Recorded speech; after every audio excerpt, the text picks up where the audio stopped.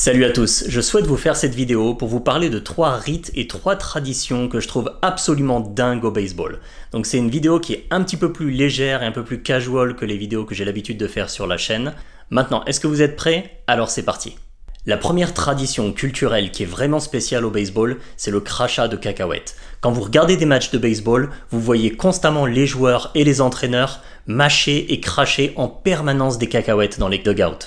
En fait, c'est une tradition qui est très ancienne, qui remonte à la fin du 19e siècle et au début du 20e siècle, lorsqu'à l'époque les joueurs mâchaient du tabac, qui recrachaient en permanence. Ensuite, ils sont passés aux graines de tournesol et aux cacahuètes, et la tradition s'est perpétuée.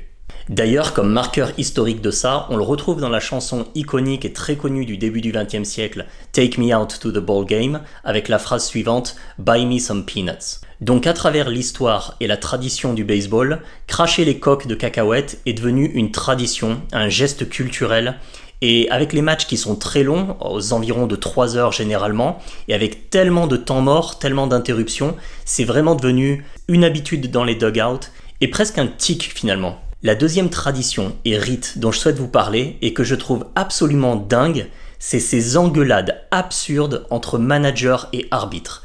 Si vous regardez souvent du baseball, vous avez certainement eu l'occasion de voir ces scènes complètement cocasses. Il y a une décision qui est disputée entre l'arbitre et le coach, alors le manager sort de son banc, rouge de fureur, il se met à 5 cm du visage de l'arbitre, il l'apostrophe de tous les noms, il lui hurle littéralement à quelques centimètres du visage.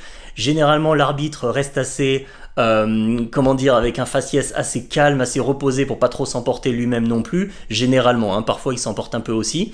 Et puis ça se termine toujours de la même manière, c'est-à-dire que le manager se fait expulser. Et je trouve ces scènes absolument, franchement dingues. Maintenant, on va en voir moins parce qu'avec le système d'ABS qui vient d'être institué par la MLB, donc des reviews des balls et des strikes, une grande partie comme cause racine des engueulades et des managers avec les arbitres, c'était justement les décisions sur les balls et les strikes.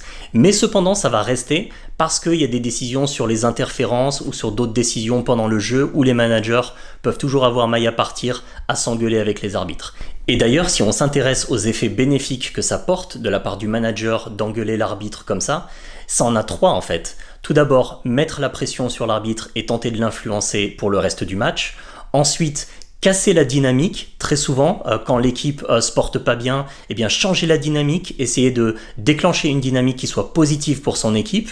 Et puis aussi, d'un autre côté, il y a un aspect management humain. C'est le fait de défendre ses joueurs, de venir vraiment comme paravent pour ses joueurs, de les défendre fortement auprès de l'arbitre. Et ça, cette présence, elle compte. De telles engueulades avec des managers qui sont furax, qui sont vraiment noirs de colère, et qui engueulent les arbitres à ce point, c'est vraiment unique au baseball finalement. Je pense pas et j'ai pas vraiment en tête d'autres sports où l'arbitre se fait à ce point engueuler par le coach. Au football par exemple, dans le football qu'on connaît en Europe, certes il y a un petit peu des engueulades, des disputes entre arbitres et puis joueurs, mais ça reste quand même un peu plus décent, un peu plus mesuré. Là au baseball, c'est vraiment un rituel et un théâtre complet qui est propre au sport. Le troisième point dont je souhaite vous parler, c'est ce rituel qu'ont les équipes en MLB de sortir soit un objet ou un costume pour venir célébrer un moment fort et un tournant dans le match. Par exemple des home runs, c'est généralement ce type d'action, mais ça peut être parfois d'autres choses.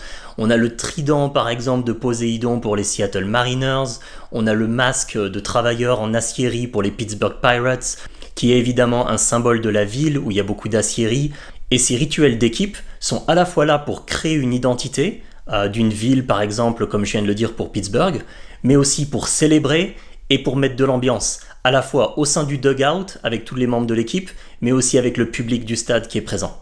C'est vraiment presque assimilable à un mime interne de l'équipe, qui est là pour créer un marqueur, créer une identité et aussi un moment fun qui est là pour que tout le monde se relâche, que tout le monde prenne un moment de détente au milieu de matchs qui parfois sont très longs, qui durent en général 2h45 ou 3h. Il y a un autre point qui est lié à ça, c'est l'entrée des closers aussi, où certains closers de plusieurs équipes ont une musique qui est dédiée, qui est particulière, et là ça couvre et ça amène plusieurs effets. À la fois, ça intimide l'adversaire. Déjà, quand on sait qu'un closer est dominant et qu'il entre avec une musique qui est à nouveau intimidante, par exemple, ça va encore un peu plus intimider l'équipe en face.